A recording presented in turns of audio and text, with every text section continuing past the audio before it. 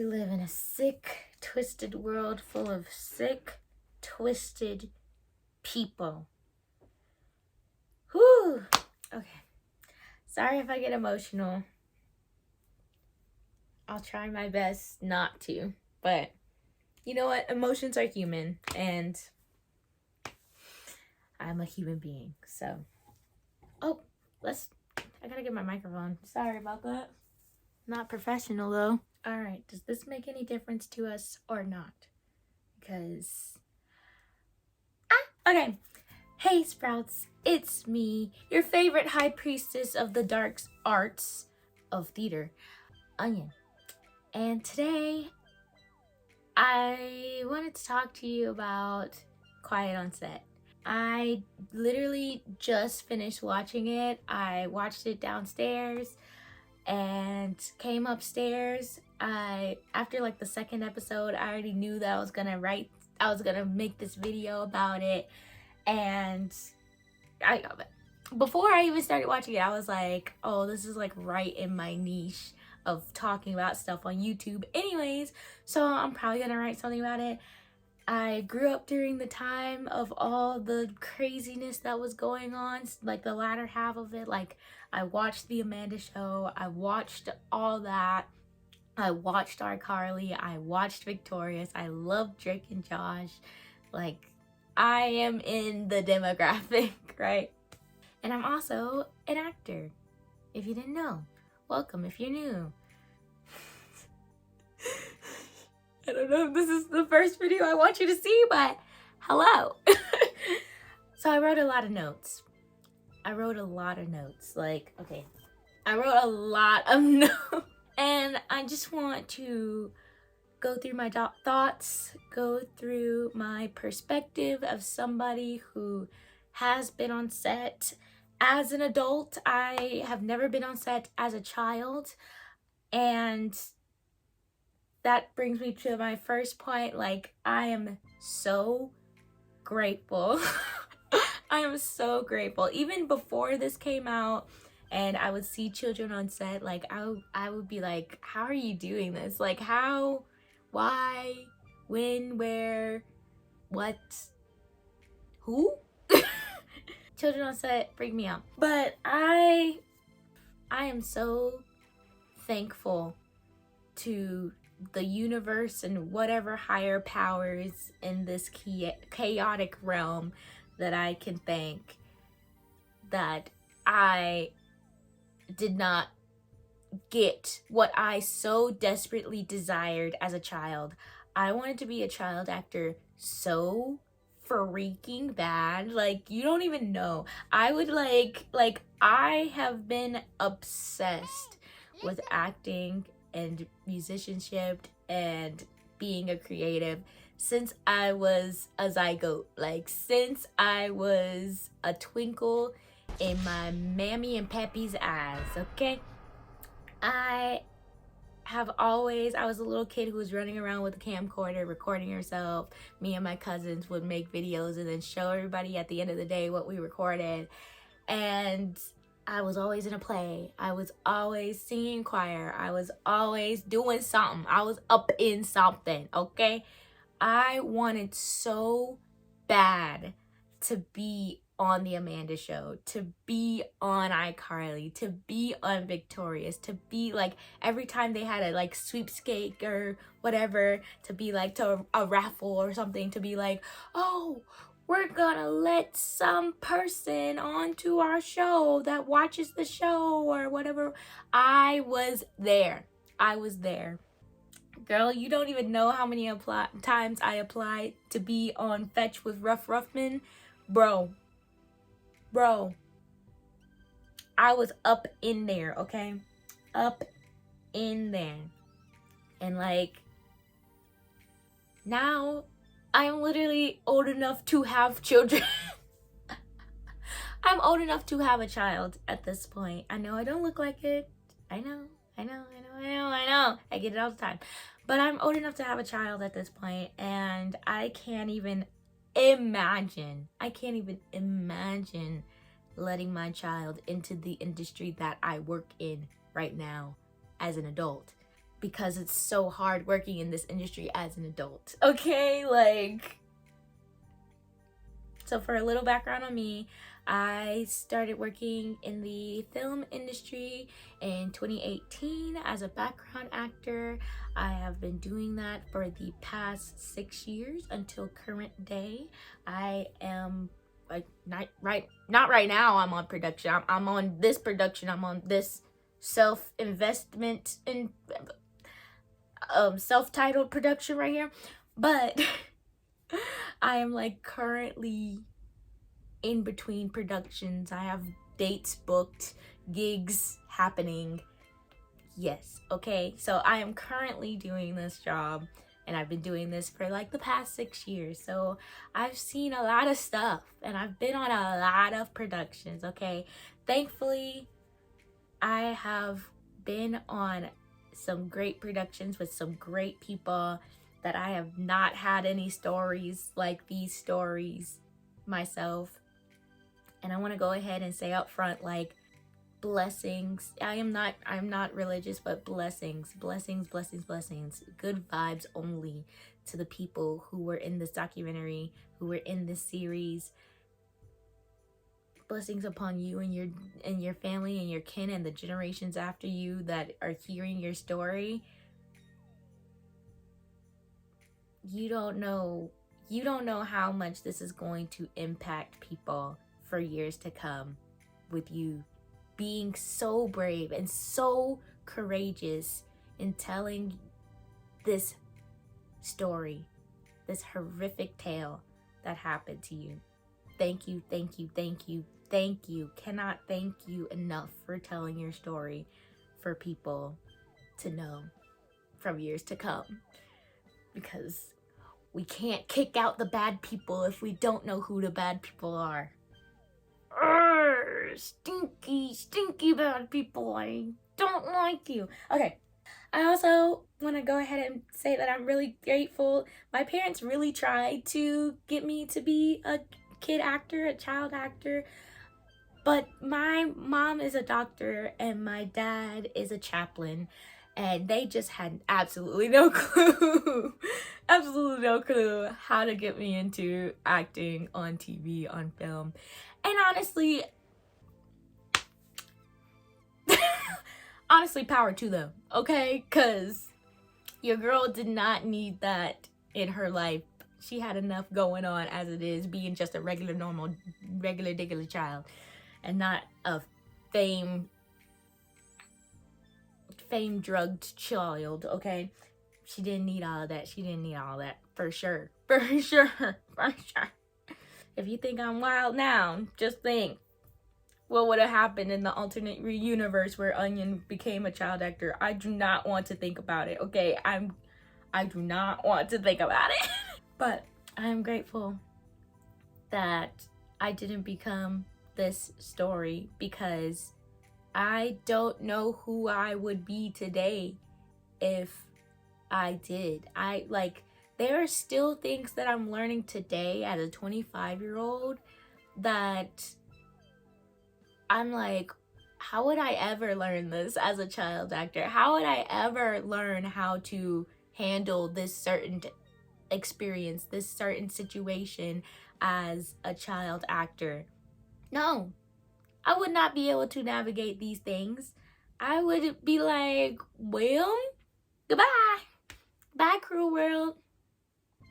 Bye. It would have been a bad time. A bad time all around. Let's just say that. Okay. And this is also what I'm talking about in my videos. I know I get like all philosophical and hoodoo in the middles and the ends of it. That the universe has a plan for you. That God, if you're religious, has a plan for you. And not even you can stop yourself from what the universe has planned for you. I mean that seriously. But let me go ahead and get into what I really wanted to talk about. My dad always told me when I was growing up to not take any wooden nickels. And I personally take this in a non-victim blaming way. This is not to victim blame anyone. Absolutely not. Life is chaotic and brutal and absolutely unpredictable. And even when you are doing the best that you can, even when you take every precaution, even when you are aware of every situation that you think you can control, life will usurp it. Bad things will happen. Okay? It is inevitable. Full stop. So, there is no way to control everything and everyone around you. It is impossible. I'm so sorry to say. I am also a control freak, so I completely understand that I want to have my P's and Q's in alignment, okay? I want to dot those I's and cross those T's. And I want to be the most prestigious person doing it. But bad things will happen. Not bad things might happen. Bad things will happen. Like what happened in this scenario on Quiet on Set. These people were trying to make a living. They were trying to chase their dreams. And 1 or 2 or 3 or 4 or a group of bad people got in the way of that. Of them being able to live their dreams and not be completely traumatized and have resounding repercussions from what happened on these sets when they were children. And I could not imagine. I like to take the wooden nickel phrase, and take it to be just be aware, just be cautious, do what you can, have control over what you can control, and what can you do after that? You know, like, I can control me, I can control my emotions, I can control somewhat the things that happen to me and the things that I allow to happen to me, not saying that, blah, you know what I'm saying? I can say no, right? That's what I could do. Now, if somebody else wants to go past that no, what am I? Okay, we get it. Okay, I just don't want it to come off as like, oh, you should have done. No, they were children. They were absolutely children. Okay, no, stop. Incorrect. We will have none of that here. None. Okay, don't let me pull out my mom's talk, because I will go for you. Okay, I will come for your throat. So, I really resonated with the person that said, hopefully I'll put it on screen, the actual quote, but for right now I just wrote down, the most vulnerable person on set should feel comfortable enough to tell the most powerful person on set that they are uncomfortable. Okay? So the person who has the most to risk, the most to lose, should be able to tell the person who is the most secure that they are uncomfortable. Because they should not be risking that by telling people that they are uncomfortable. You should want to have a comfortable work environment, no matter what age you are, whether you're 2 or 92. You should want to have a comfortable work environment from the top down. And like they were saying on the show, sets are very, very, very hierarchical.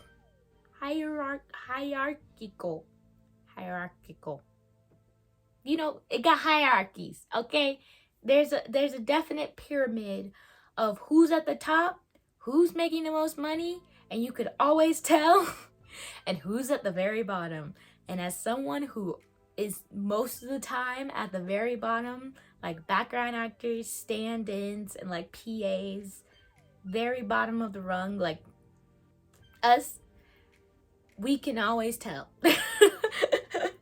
We can always tell. You can always tell who's at the top and who's at the very bottom. You can always tell who is making the decisions and who's listening, okay? We can always tell.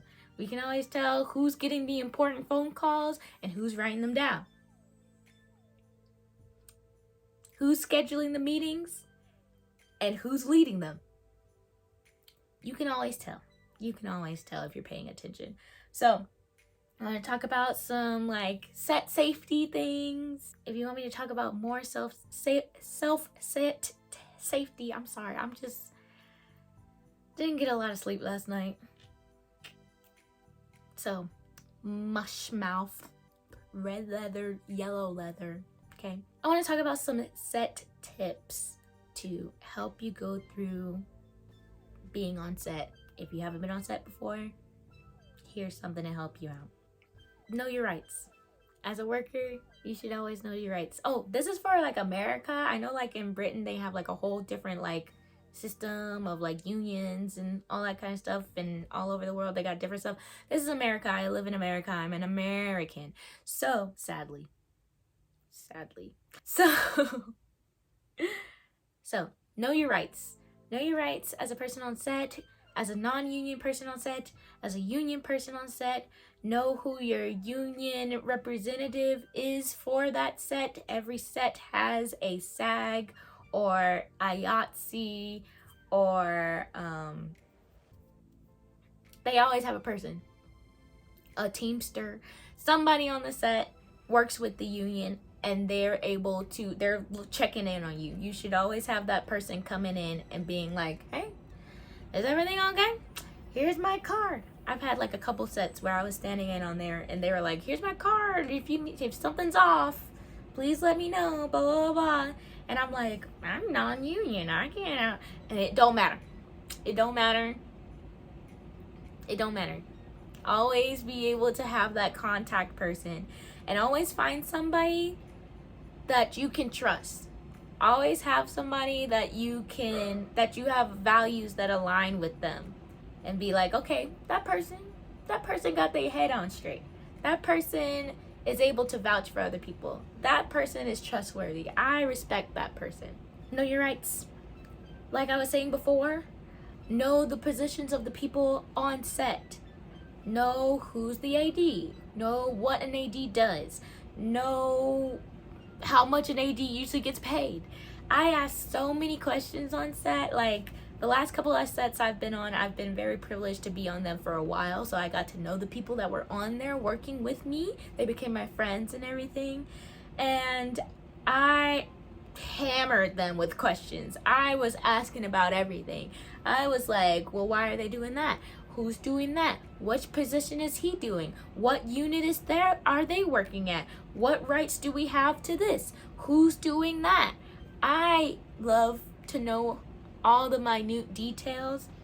And if you don't want to do that yourself, which I recommend doing that yourself so you can have the information for later, have somebody that you can go to that has been working on set for longer than you have, and be like, hey, can you tell me some things? Ponder them, hammer them, get the questions out of them, get some answers, and be like, hey, I want to know, how long do we get for lunch? Is rolling lunch normal? Is it not? Do we usually have this on set? Are we going to have a morning meeting? Do we usually have a medic on set? Are there vegan and vegetarian options for lunch? I don't know. Lots of good questions to ask, okay? I always like to know the positions of what people do on set, how they do them, where they do them at, how much they get paid for them, because it's just good information to have in general in the future, okay? So, another tip is to have your boundaries and enforce them. I know that it's hard. I know my non-confrontational people are gonna hate this one. I know, I get it. Even though I am a very confrontational person, especially for my friends, especially if things happen to them. Like one time, okay, so recently I just did reshoots for a show that's about to come out, right? And and the cameraman, I was a stand-in, and the cameraman was talking to my friend, and me and my friend had known each other for a long time, right? And he kept messing up her name. And I was like, I was like, I'm gonna tell him. I told her, I was like, I'm gonna tell him if you don't tell him. I'm gonna tell him. I'm gonna tell him that that's not your name. That he needs to get it right. And she's like, no, it's fine. Like, people mess up my name all the time. It's cool. It's really not that big deal. And she's like a couple years older than me. So, you know, she's like, it's water off a duck's back. It's not that big a deal. But to me, girl, no, they can get it right. They can get it right. They can figure it out. Okay? They can figure it out.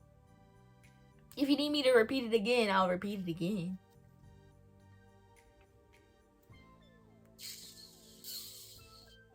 So, finally, she got to the point where she was like, where she told him herself that her name, like how to pronounce it. And he was like, oh my gosh, thank you so much for telling me how to like pronounce your name correctly. Like, I hope I wasn't disrespecting you. And she was like, well, I wasn't even gonna tell you, but Onion told me to tell you. And I was like, yeah, because you need to get it right. Because you're a person worth respecting. Not only are you my friend, but you're just a human being doing this job. And without you being here, we would not be able to run this production. So you deserve respect. You deserve your name to be pronounced the right way. But that's just a personal thing. As somebody who has a hard name, it irks my nerves. It helps people. It helps people. It helps everybody. It helps everybody to bond. It helps people to be like, oh, we're becoming friends. Like, I respect you, and I want you to also respect me in the way that I'm respecting you. So, like, when you're able to make connections, whenever she's at a party, at a rap party for another show that she's doing, because she's fantastic and she does a lot of shows around here. Whenever she's at a party doing something else and they're talking about this cameraman, then she could be like, oh yeah, I know him. And if he's at a party somewhere else and they talk about her, then he can know exactly who they talking about and not be like, oh, I thought her name was this and not that. You know? You get what I'm saying? That was a whole tangent, but like, know your boundaries and speak up about them. Like, my boundary is like, you're gonna respect me and my friends, especially like as a background actor and as a stand-in. We don't get a lot of say in anything at all. We're just supposed to be grateful to be on set, basically. But I'm just as important a cog in this machine as anybody else. I try to make myself invaluable, priceless, if you say. And I want my people that I'm working with to be respected, to have a sense of like community, to have that jovial spirit. I'm always gonna be there giving that tee tee, you know, that energy. If that boundary is crossed, I'm gonna tell you. I'm gonna be like, no, I'm not okay with that. Now, I've learned that as an adult. Being an adult, I can say that. With children, that might be asking too much. With a child, make sure they have somebody on set. Make sure if you're an adult, please be on set with them. Please do not just drop them off and leave. I think that's pretty much illegal now in every place they film. So please don't do that. Make sure the guardian, whoever, yourself if you're the parent, is there, that the child feels comfortable coming to you and being like, hey, I don't feel comfortable right now, or I didn't like what they said, or blah, blah, blah. Any of those types of things, and that you feel comfortable with whoever you make connections with, and you tell them, be like, hey, this is what my kid said. This is how I feel, and if things don't change, we're gonna have to go. I'm sorry. And so far, that hasn't cost me any jobs, thankfully. I'm so sorry if it does cost you a job. But personally, I would rather have the integrity to know that I can say no than be on a set where I'm being disrespected. That's one thing I cannot tolerate. I cannot tolerate being disrespected at all. No, I can't. and I will leave. I will leave quite quickly.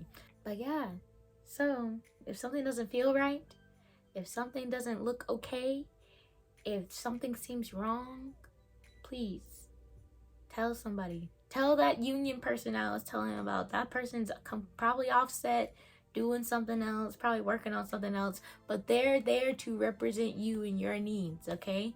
So please feel free to blow up that person's number and ask them all the questions you need to know about set and what's going on. Or if you're working like a background actor like me and you feel uncomfortable, please tell the agency that you got sent out with and be like, hey, I just want you to know they didn't feed us, you know? That's kind of against the rules. You need to be fed. Or let other background people know. There have been many times where I've heard from other background people being like, hey, that's not cool. They don't feed you. And I'll be like, thanks for telling me I won't be there. Nope, I'm saying no to the castings. Last thing I want to say is that the industry needs way more background checks. And the law needs to listen when people say things about people and their bad behavior. Let's not get into R wording statistics and how many times when somebody speaks out about it, then they're not believed and all of that. And I hate that so many industries are basically a overblown boys club, and it's all about who you know, not about what you do. So under these conditions, the show cannot go on. And that's all I got for you today. I hope you enjoyed this video. I don't know if you'll enjoy it, but like I tried to make it a little silly series. I'm sorry, you guys. I just really had to talk about this. If you want me to talk more about things like this, I'd be happy to. I'm actually kind of reading a book similar to about this. It's called Trainwreck. It's this book. And it's about like the feminist side of it. It's Trainwreck, the women we love to hate, mock, fear, and why. So I'm reading that. I'm not watching it. Dumb. No, she's not dumb. She's just bad at talking.